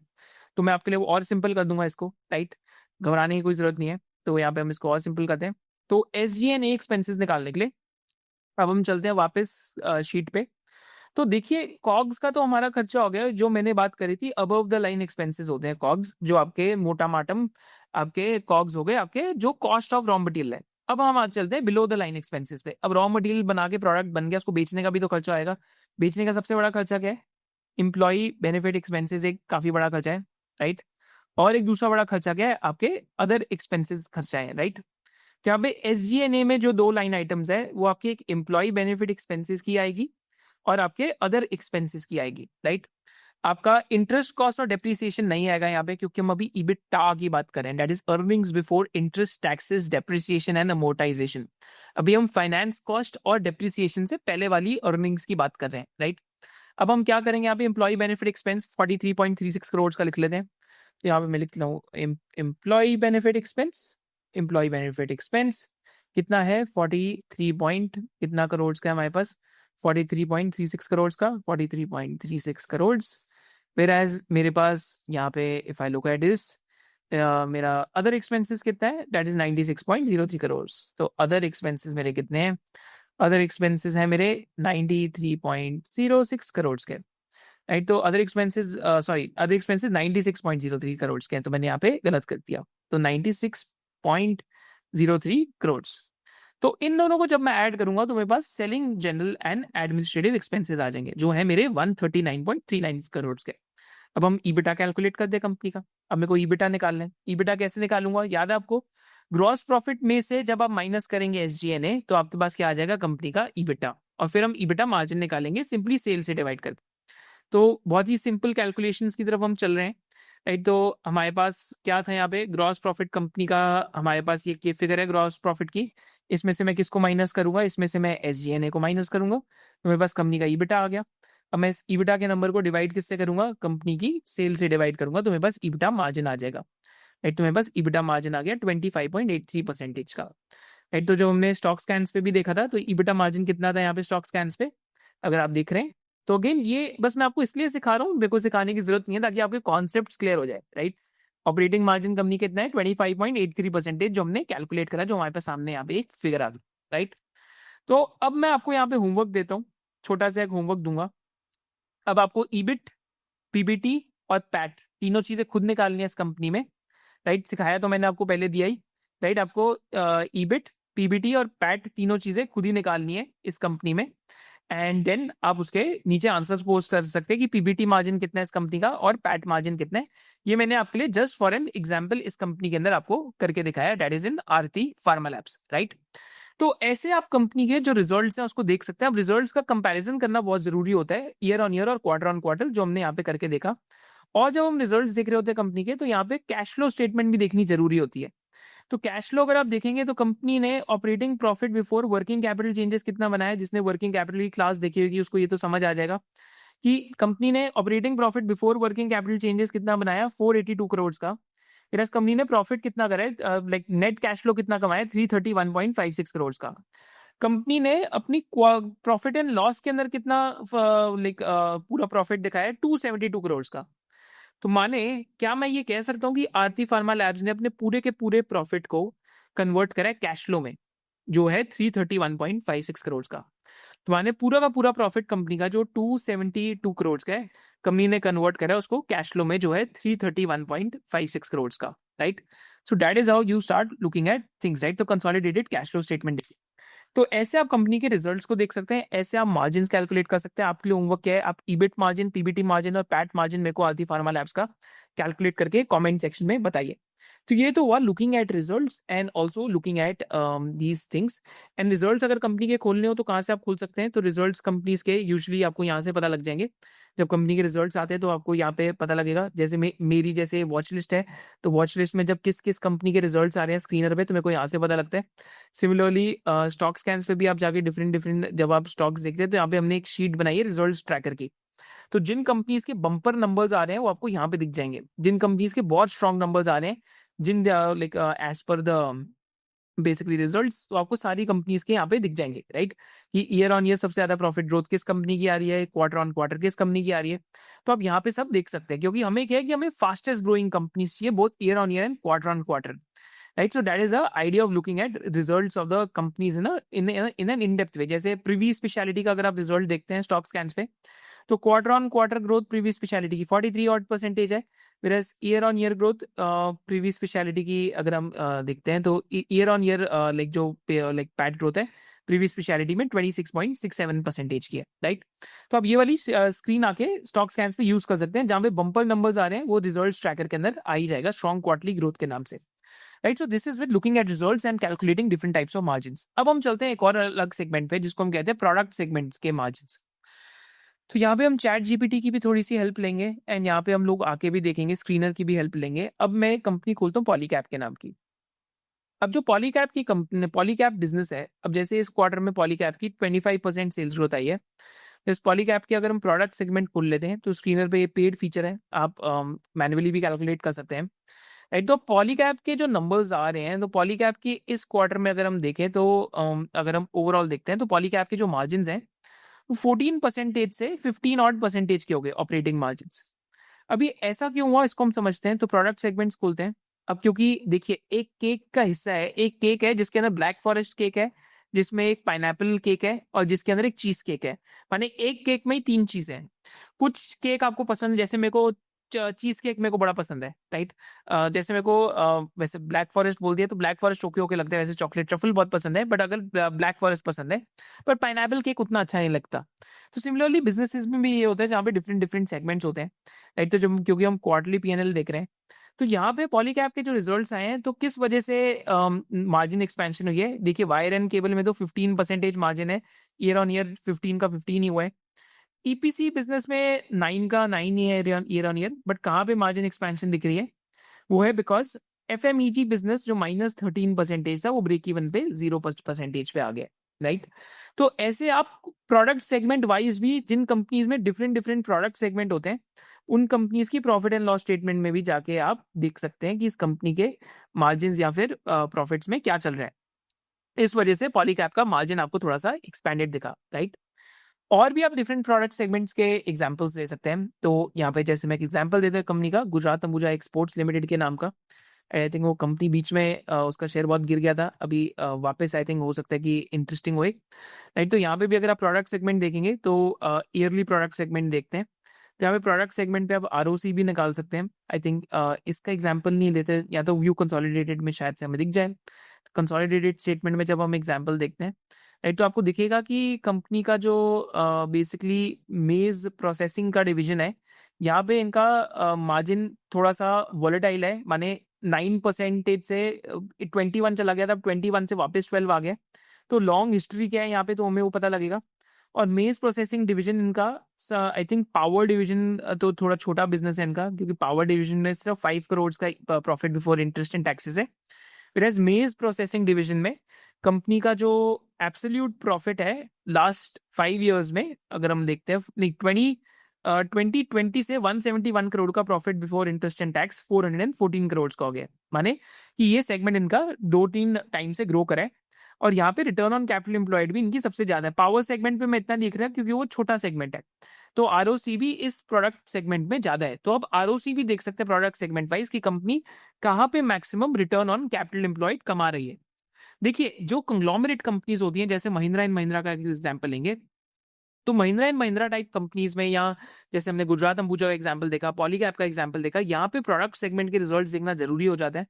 Why so? Because these are businesses which are like a conglomerate. यहाँ पे बहुत सारी एंटिटीज हैं, तो कभी कभी कोई एंटिटी ग्रो करती है, कभी कभी कोई एंटिटी ग्रो नहीं करती। तो यहाँ पे अगर हम एग्जांपल महिंद्रा के अंदर लेंगे, तो महिंद्रा के जो इस क्वार्टर के जो रिजल्ट्स आए थे, उसमें सबसे ज्यादा ग्रोथ इनकी कहाँ आई? इनकी ऑटो सेगमेंट में अच्छी खासी ग्रोथ आई, 24% की ग्रोथ थी ऑटोमोटिव सेगमेंट में। फिर फार्म इक्विपमेंट में 17% की थी, industrial business and customer services में 10% थी, और फाइनेंशियल सर्विसेज में 14% की सेल्स ग्रोथ थी। फिर प्रॉफिट बिफोर इंटरेस्ट टैक्सेस कब सबसे ज्यादा कहाँ पे आया? तो फार्म इक्विपमेंट बिजनेस में 25% की इनकी ईबीआईटी ग्रोथ आई है, that is earnings before interest and taxes की। whereas ऑटोमोटिव सेगमेंट में 10% की like earnings before interest and taxes की ग्रोथ है, और इंडस्ट्रियल बिजनेस में 8% है, और फाइनेंशियल सर्विसेज में डी ग्रोथ है 33% की। सबसे ज्यादा आरओसी कंपनी कहाँ कमा रही है? फार्म इक्विपमेंट बिजनेस के अंदर सबसे ज्यादा आरओसी कमा रही है। अब यहाँ पे थोड़ा सा कॉमन सेंस भी लगाएंगे, तो महिंद्रा क्या है? Mahindra is a market leader in the tractor segment, और अभी रूरल इनकम काफी अच्छा कर रही है, तो इस वजह से महिंद्रा भी अच्छा कर रहा है। और अगर आप डीप जाना चाहते हैं, वैसे ये मैं बात के लिए रख रहा था, बट मैं आपको एक एग्जांपल देता हूँ। जैसे गरवारे हाईटेक का आप एग्जांपल लेते हैं, तो गरवारे हाईटेक के केस में you will see one thing happening is that कि ये देखिए है तो ये इनकम स्टेटमेंट का ही एक क्वेश्चन, कि इतने समय से इस कंपनी के मार्जिन्स इंप्रूव क्यों हो रहे हैं। माने कंपनी ये 8, 10, 11, 12% करने वाली मार्जिन वाली कंपनी थी, आज 22 to 21% के बीच में मार्जिन क्यों कर रही है? और कंपनी के हाल ही में like recently why has the company started doing like 25, 22 और परसेंटेज और हायर मार्जिन, राइट? तो ये क्वेश्चन जरूर अराइज करता है। तो इसका भी अगर हम जाके आपको देखना पड़ेगा, इनकी अगर आप इन्वेस्टर प्रेजेंटेशन देखते हैं, तो देखिए इनकम स्टेटमेंट एक तरीके की इट्स लाइक अ पहेली आप कह सकते हैं, जिसको आप सुलझा रहे हैं कंपनी के बिजनेस को संपढ़ के। जहां पे ज्यादा फास्ट ग्रोथ आ रही है, जहां पे ज्यादा कुछ बेटर हो रहा है, तो आप उस पहेली को सुलझाने की कोशिश कर रहे हैं। तो गरवारे हाईटेक के केस में ये मार्जिन एक्सपेंशन क्यों हुई है over the years? If you just look at the companies presentation, तो इसका एक रीजन है क्योंकि कंपनी का वैल्यू एडेड प्रोडक्ट का मिक्स बढ़ गया है। अगर आप यहाँ चेक करते हैं, तो कंपनी का वैल्यू एडेड का जो प्रोडक्ट मिक्स है, वो धीरे धीरे over a period of time company का इंक्रीज हो रहा है। तो यहाँ पे आई थिंक जो कंपनी जिसकी चीज़ को वैल्यू एडेड प्रोडक्ट कहती है, तो ये आप देखेंगे, तो कंपनी का वैल्यू एडेड प्रोडक्ट का जो मिक्स है, इस ईयर ऑन ईयर अभी वैसे रिड्यूस दिख रहा है, बट एक टाइम पे ये जो वैल्यू एडेड प्रोडक्ट का मिक्स है, ये FY20 और FY19 के अंदर 40-45% की फिगर होती थी, जो आज 85% की आ गई है। माने वो प्रोडक्ट जहाँ पे कंपनी के हायर मार्जिन बन रहे हैं, राइट? तो आई थिंक यहाँ पे मैं एक बारी क्विक सर्च करता हूँ वेब के नाम की, वैल्यू एडेड प्रोडक्ट्स के नाम से, तो इनकी कहीं ना कहीं एक स्लाइड है जो हमें दिख जाएगी, जस्ट ओवर है। तो कंपनी के वैल्यू एडेड प्रोडक्ट्स 48% से आज ग्रो करके 89% हो गए हैं, जो पहले 52% कमोडिटी पोर्टफोलियो था, और 11% के आसपास कमोडिटी पोर्टफोलियो FY24 में था। तो इसको हम कहते हैं कंपनी का प्रोडक्ट मिक्स चेंज हो गया। तो जब भी आप कंपनी के प्रॉफिट एंड लॉस स्टेटमेंट को इन डेप्थ पढ़ेंगे, तो इसको हम कहते हैं कंपनी का प्रोडक्ट मिक्स चेंज हो गया। तो प्रोडक्ट मिक्स चेंज भी समझना जरूरी रहता है। तो यहाँ पे हमने इस एग्जाम्पल से समझा कि कंपनी का प्रोडक्ट मिक्स चेंज हो रहा है, राइट? फिर इनकम स्टेटमेंट पे कंपनीज में और क्या होता है, तो ये मैं आपको बाद में सिखाऊंगा कि डी लेवरेजिंग हो गया, फास्ट ग्रोथ होगी, प्रोडक्ट मिक्स चेंज हो गया, ऑपरेटिंग लेवरेज हो गया, उन चीज़ों को हम कैसे पकड़ सकते हैं। इसके बाद हम चलेंगे towards peer to peer analysis, जिसमें मैं आपको बैंक्स सिखाऊंगा।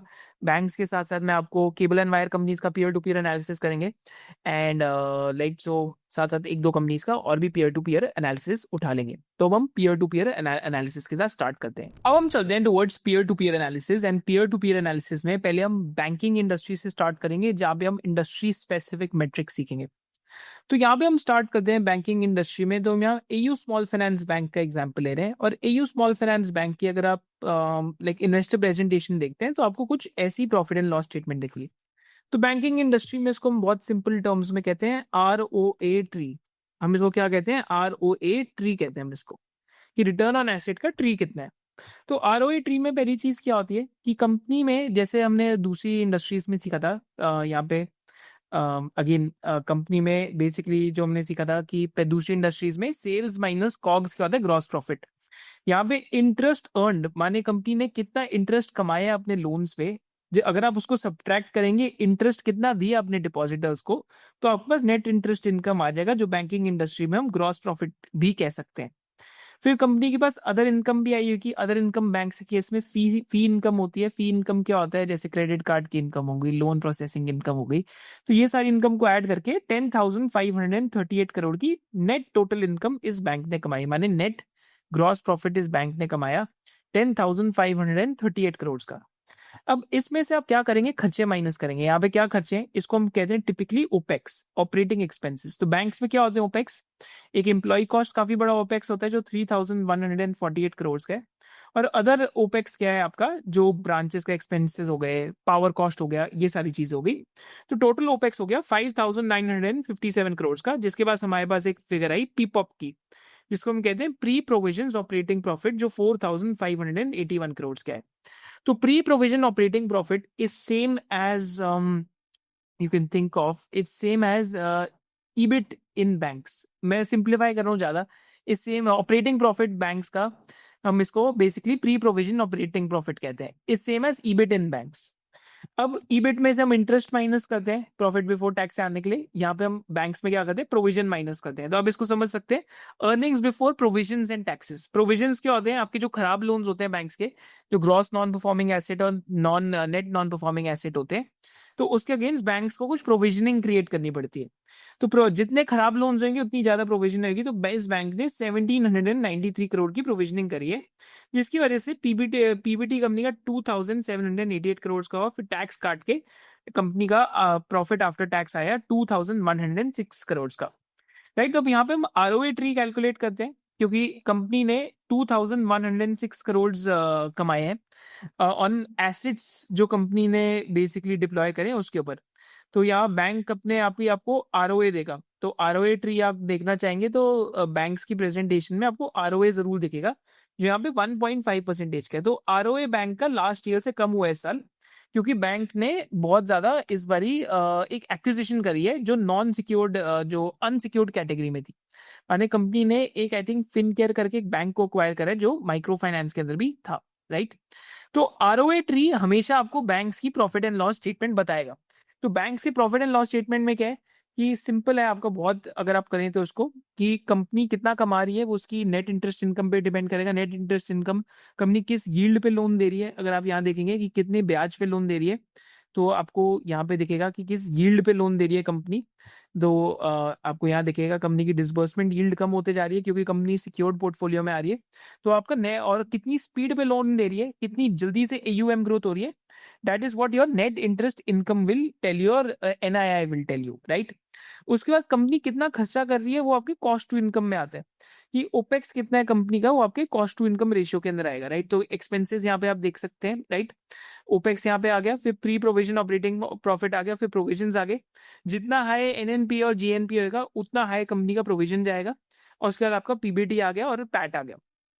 तो आरओए नंबर आपको बैंक के बारे में ये बताता है कि आप बैंक एक डिसेंट आरओए अर्न कर पा रहे नहीं कर पा रहा, और आरओए से आपका रिटर्न ऑन इक्विटी का नंबर आता है। क्योंकि बैंक्स जैसे AU बैंक के केस में रिटर्न ऑन इक्विटी अभी 13.1% का बैठता है, दैट इज ऑलमोस्ट 8 टाइम्स। अगर आप मल्टीप्लाई करेंगे, मतलब अब अगेन ये बहुत सिंपल चीज है, अगर रिटर्न ऑन एसेट्स को अगर आप ऐसे खोलेंगे, ROA into financial leverage is equal to ROE. तो क्योंकि बैंक्स लीवर्ड एंटिटीज होती है, यहाँ पे लेवरेज होती है, इसलिए आपको रिटर्न ऑन इक्विटी यहाँ पे दिखेगा 13.1% का, which is okay. Right, it is again 15% better होता है। बट AU बैंक के केस में क्या है कि AU बैंक ने अभी रिसेंटली एक्विजिशन कर दी है, इसलिए आपको ROE अभी डिप्रेस लग रहा है। राइट, एंड प्रोविजनिंग भी AU बैंक ने भी बढ़ाई है। तो पहले पिछले साल प्रोविजनिंग कितनी थी, 0.4 की, इस साल कितनी है, 1.3 की। 1.3 क्यों है, क्योंकि बैंक ने अभी एक unsecured as like asset acquire करा है। And you have to see कि बैंक की गाइडेंस क्या है कि ये क्रेडिट कॉस्ट कब घटेगा। इसको हम क्रेडिट कॉस्ट भी कहते हैं, प्रोविजन एंड कंटिजेंसी को। That is provision and contingency upon the assets that the company has, that will give you the credit cost of the company. Right, so this is all it is to that. Right, तो banks में और आपको कुछ देखने की जरूरत नहीं है। तो बैंक्स में हम पीयर टू पीयर एनालिसिस करते हैं, और एक फन चीज करते हैं। फन चीज क्या करेंगे, बैंक्स में जाने से पहले मतलब एक पीयर टू पीयर एनालिसिस करने से पहले अभी हम चैट GPT का यूसेज करेंगे ताकि आपके लिए फन हो जाए। कैसे फन करेंगे, तो मैंने आपके लिए क्या करा है, ईच एंड एवरी इंडस्ट्री में, just think about it, each and every industry की जो भी की revenue like driving line item है, जैसे होटल्स में रेव पार है, ऑक्यूपेंसी है, ADR है, FNB रेवेन्यू और ये सब है, और उनकी आगे क्या डेफिनेशन है, that I have made for you across nearly 50 industries. तो 50 industries का data I made for you, and this will be there. तो basically revenue line items. This will be there in the description box below. And इनकी क्या definitions है, you can go through the definitions over here. माने हर industry में definition क्या आएगी, you can go through them over here. तो that's the idea कि आप माने इसको अच्छे से देख पाएंगे, राइट. तो आप इसको अच्छे से भाई सीख पाएंगे कि इनकी क्या डेफिनेशंस भी है, and this will give you very good idea, right.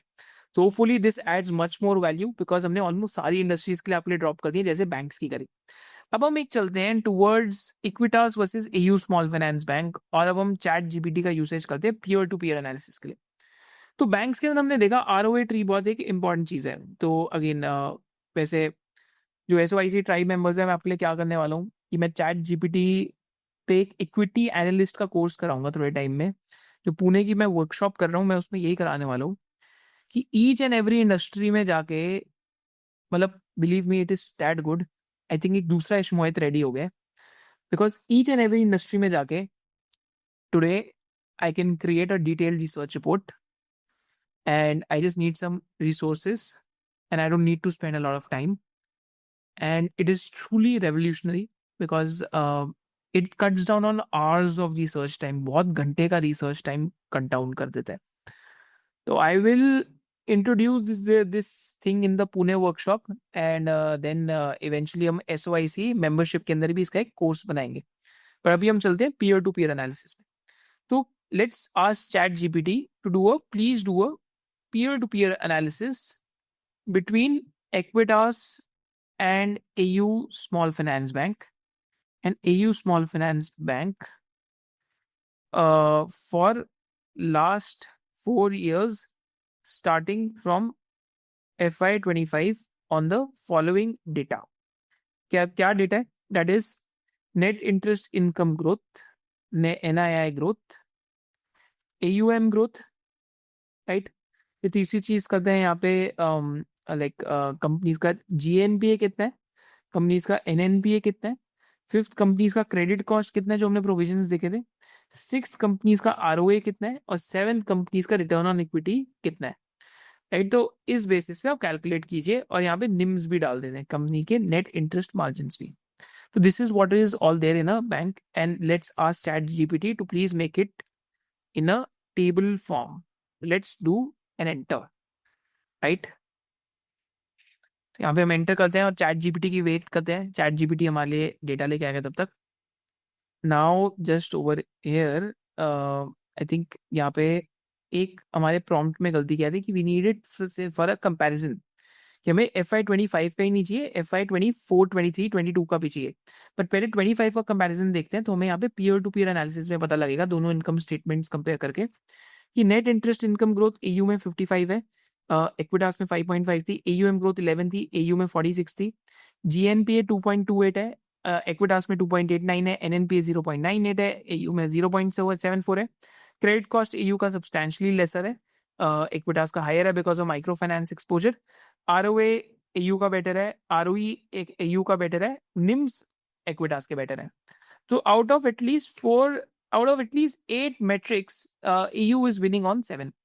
तो यही कहते हैं कि अगेन सिंपल यहाँ पे कहते हैं चैट जीपीटी को कि हमें लास्ट 3 years का दे दो. चलो please give me the same data in a table from FY22 till FY25. तो लेट्स सी FY22 से लेके FY25 तक का इनका हिस्टोरिकल कंपैरिजन आ जाएगा. Now that's the beauty of chat GPT or doing peer-to-peer analysis on an income statement. Across cycles अगर हम देखते हैं तो एक चीज और हम यहाँ पे ऐड कर सकते हैं. Please add unsecured book mix for Equitas and AU in the same table. Awesome. तो अनसिक्योर्ड क्या होता है? Micro finance loans. तो जैसे ये डेटा ऐड हो जाएगा तो हमें और एक बेटर इंफॉर्मेशन मिल जाएगी. तो अब हम पीयर टू पीयर एनालिसिस कर रहे हैं चैट जीपीटी को यूज करके, which is like truly epic. And यहाँ पे हम देखते हैं तो net interest income growth FY22 में किसकी बेटर थी? एयू की बेटर थी, इक्विटास की कम थी. फिर FY23 में किसकी बेटर थी? इक्विटास की बेटर थी, एयू की कम थी. 24 में किसकी बेटर थी? इक्विटास की बेटर थी, एयू की कम थी. और 25 में किसकी बहुत बेटर है? एयू की बेटर है, इक्विटास की कम है, क्योंकि एयू में मर्जर भी हुआ है.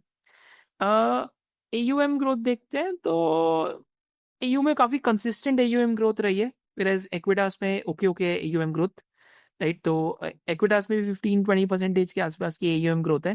बट मेन डेटा तो GNPA का, अगर हम GNPA का डेटा देखते हैं तो gross non performing assets AU के, I think this year every year has been better. NNPA this year and this year every year AU has been better. Credit cost भी AU का better रहा है versus Equitas. ROA भी Equitas का 2% ROA हो गया था जब माइक्रो फाइनेंस की अपसाइकिल थी। तो अगेन माइक्रो फाइनेंस के साथ एक्विटास हैज डन वेल। तो इन 2 साल में Equitas was doing better, but AU की कंसिस्टेंसी है, AU कंसिस्टेंट रहा है। ROE एक्विटास का 14.43 हो गया था, बट AU की ROE में थोड़ी कंसिस्टेंसी है टीन्स की तरफ, अभी जैसे एक्विटास का 3.8 है।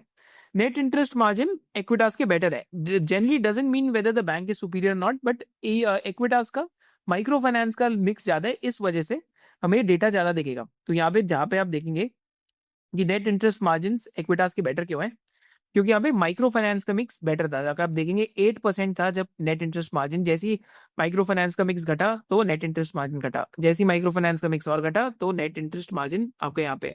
आई थिंक माइक्रो फाइनेंस का मिक्स कंपनी अर्ली टीन्स की तरफ लेके जाना चाहती है, राइट। एंड AU का आप देखेंगे तो AU का मतलब अनसिक्योर्ड मिक्स 11.5% के आसपास आ गया। So this is the beauty of doing a peer to peer analysis. तो यहाँ पे हम चैट GPT को पूछते हैं which company has been winning on how many metrics? Please give me a ranking on each metric between AU and Equitas. Let's do this, right? So now this is the epic part of chat GPT. And this is the real peer-to-peer analysis how you can do. And yeah, I think out of 36 metrics, AU has won on 27 metrics. Equitas won on 9 metrics out of 36. Now, इससे better peer to peer analysis एक human brain के लिए करना मुश्किल है, because आपके लिए पकी बकाई इंफॉर्मेशन है ऑन अ प्लेट। ये सेम हम इंफॉर्मेशन एनालिसिस कर सकते हैं बिटवीन अदर कंपनीज, KEI और पॉलीकैप के बीच में भी कर सकते हैं।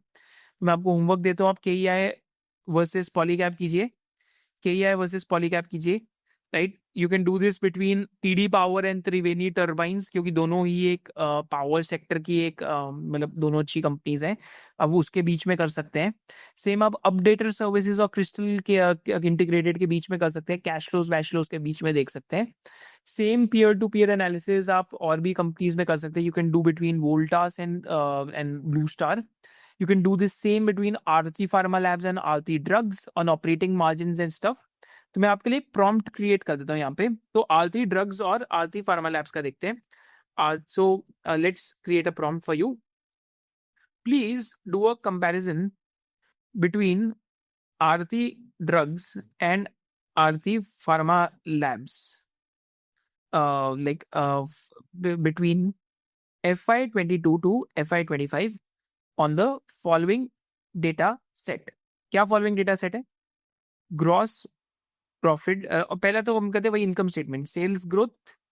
Second, I think Aarti pharma labs FY24 से आई थिंक आपको डेटा मिलेगा, या 23 से मिलेगा, बिकॉज कंपनी लिस्ट बाद में हुई है। Gross profit, margins. तीसरा करते हैं EBITDA ग्रोथ। चौथा करते हैं EBITDA मार्जिन्स, राइट। पांचवा करते हैं इंटरेस्ट कवरेज। छठा करते हैं पैड ग्रोथ एंड सातवां करते हैं that is again ROC/ROE of both the companies. Let's do an enter. So again, this is just a prompt which you can use to compare manufacturing companies, right? Manufacturing companies को अगर आपको comparison करना है तो आप ये कर सकते हैं। FY25 का डेटा अभी अवेलेबल नहीं आती फार्मा लैब्स का, क्योंकि रिजल्ट्स आज ही आए हैं। आई थिंक अभी से 3-4 घंटे पहले रिजल्ट्स आए हैं, इस वजह से अवेलेबल नहीं है। बट ये प्रॉम्प्ट आप अक्रॉस द इंडस्ट्रीज यूज कर सकते हैं। You can use this prompt. तो अब ये होटल इंडस्ट्री, सीमेंट इंडस्ट्री, किसी भी इंडस्ट्री में ये डेटा उठा के आप देख सकते हैं। जैसे हमने एयू वर्सेस इक्विटास वर्सेस इसमें लगा के देखा। तो सिमिलरली आपको क्या करना है, ये रेवेन्यू लाइन आइटम्स यूज करनी है और आपको इंडस्ट्री के कंपैरिजन बनाने हैं जो आप पीयर टू पीयर एनालिसिस कर सकते हैं। If you thought this was epic, do drop an epic in the comment section below, because हम आपके लिए एपिक ही चीजें करना चाहते हैं। अब हम चलते हैं एक और लास्ट चीज की तरफ, दैट इज इनकम स्टेटमेंट में जब ग्रोथ आती है। तो यहाँ पे मैं एग्जांपल लेता हूँ। Let's take an example, let's take a company for say, let's Shilchar का एग्जांपल लेते हैं। तो अब शिल्चर में इतनी तेज प्रॉफिट ग्रोथ क्यों आई, राइट? अगर कंपनी का पैट एक टाइम पे 16 करोड़ था, क्वार्टर और 55 हो गया, तो क्यों आई? तो आप इनकम स्टेटमेंट को जनरली समझेंगे तो इनकम स्टेटमेंट तब बढ़ती है या जब ऑपरेटिंग मार्जिन इंप्रूव हो जाए। जैसे ऑपरेटिंग मार्जिन कंपनी के 16% से 31 हो गए। तो एक तो हमारा होता है जब कंपनी की ऑपरेटिंग मार्जिन इंप्रूव हो जाए, दूसरा होता है जब कंपनी डी लेवरेज कर दे। जैसे डी लेवरेज माने कंपनी का इंटरेस्ट कॉस्ट कम होने लग जाए। जैसे हमने उषा मार्टिन के केस में देखा था कि उषा मार्टिन के केस में जब हमने 2021 में कवर करा था, तो हमारी थीसिस यही थी कंपनी का इंटरेस्ट कॉस्ट घटने वाला है, जो 114 करोड़ से 57 हो गया, तो 50-60 करोड़ की बचत होगी इंटरेस्ट कॉस्ट। या तो कंपनी डीलेवरेजिंग कर देती है, या तो कंपनीज के मार्जिन बढ़ जाते हैं, या तो कंपनी की सेल ग्रोथ बड़ी फास्ट आ जाती है। तो जैसे स्टॉक स्कैन्स में चल के हम एक एग्जाम्पल लेते हैं, आते हैं और रिजल्ट ट्रैकर में वो कंपनीज देखते हैं जिनकी strong quarterly growth rate I है। तो यहाँ पे हम देखते हैं, फॉर एग्जाम्पल यहाँ पे कोई हम कंपनी उठाते हैं जिसकी सेल्स ग्रोथ बड़ी फास्ट आई है। तो जैसे आर कैबिल का एग्जाम्पल देख सकते हैं। तो आर कैबिल का यहाँ पे खोल लेते हैं, जस्ट सेकंड सॉरी। तो आर कैबिल का यहाँ पे एग्जाम्पल लेते हैं और आर कैबिल का यहाँ पे हम फाइनेंशियल डेटा खोल लेते हैं। तो आर कैबिल में सेल्स ग्रोथ कितनी आई है, 26.4%, वेरस पैट ग्रोथ कितनी आई है, 64%। तो स्टॉक स्कैन्स में आपके लिए हमने ये टिक ट्रैकर टूल डाले रिजल्ट्स का, जो पीटर लिंच कहते हैं फास्ट ग्रोइंग कंपनीज, उनको कैसे आइडेंटिफाई करें जो 15-20% से ऊपर ग्रो कर रही है। तो जो भी कंपनीज के स्ट्रॉन्ग क्वार्टरली नंबर्स आ रहे हैं उनमें क्या हो रहा है, या तो उनके ऑपरेटिंग मार्जिन बढ़ रहे होते हैं, तो कंपनीज इंटरेस्ट कॉस्ट कम हो रहा होता है। सपोज कि ये इंटरेस्ट कॉस्ट कम होएगा तो प्रॉफिट आफ्टर टैक्सेस बढ़ेंगे, राइट? एंड साथ साथ और क्या होता है इन कंपनीज में, या तो उन कंपनी की सेल्स ग्रोथ फास्ट आ रही होती है बिकॉज कंपनीज ज्यादा स्टोर्स या फिर कुछ और लगा रही होती है। तो आइडिया क्या है कि आप स्टॉक स्कैन्स में आके जो फास्टेस्ट ग्रोइंग कंपनीज हैं उनको ढूंढ सकते हैं। And I will also say कि इस वीडियो को कंप्लीट करने के लिए जब भी आप फ्री होंगे, तो मैं आपको एक और सजेशन दूंगा कि आप एसओआईसी की 3 वीडियोस आपको और देखनी चाहिए। एक तो सबसे जरूरी वीडियो जो आपको देखनी चाहिए, that is secrets of basically multi beggars, that is operating leverage. फिर आपको एक वीडियो एसओआईसी की और कौन सी देखनी है, कैश फ्लोज की। फिर आपको और कौन सी एक वीडियो देखनी है एसओआईसी की, that is on the balance sheet. And उसके साथ साथ एक वेरिएंट परसेप्शन की वीडियो आपको उसको देखना है, जिसके थ्रू आपके दिमाग में ये ट्रिगर्स क्रिएट हो जाएंगे कि कैसे आप बिजनेसेस ढूंढ सकते हैं जो काफी अच्छा कर सकते हैं, या फिर इनकम स्टेटमेंट की कंप्लीशन कैसे करें। तो with this let's go towards the conclusion of this video. So in conclusion of this video हम लोग देख सकते हैं कि हमने कैसे सीखा कि प्रॉफिट एंड लॉस स्टेटमेंट को आप कैसे सिंप्लीफाई कर सकते हैं। फिर हमने इंपॉर्टेंस सीखी प्रॉफिट एंड लॉस स्टेटमेंट की। फिर हमने डिफरेंट टाइप्स ऑफ मार्जिन बनाने सीखे, मार्जिन कैलकुलेट करना सीखे। फिर हमने देखा सेगमेंटल वाइज प्रॉफिटेबिलिटी क्या होती है। फिर हमने पीयर टू पीयर एनालिसिस करा और हमने पीटर लिंच का फ्रेमवर्क लगा के देखा। If you learn a lot from this video, do make sure कि आप रिटेल इन्वेस्टिंग कम्युनिटी में इस वीडियो को शेयर करें, क्योंकि आप जितना शेयर करेंगे उससे रिटेल इन्वेस्टर्स के अंदर लर्निंग्स बढ़ेंगी। And that is the purpose of SOIC channel at the end of the day. Thank you so much for watching this. With this, I'll see you in the next business analysis of SOIC, and basically a special Jai Hind for our armed forces for protecting us on the borders. Thank you everyone. Jai Hind.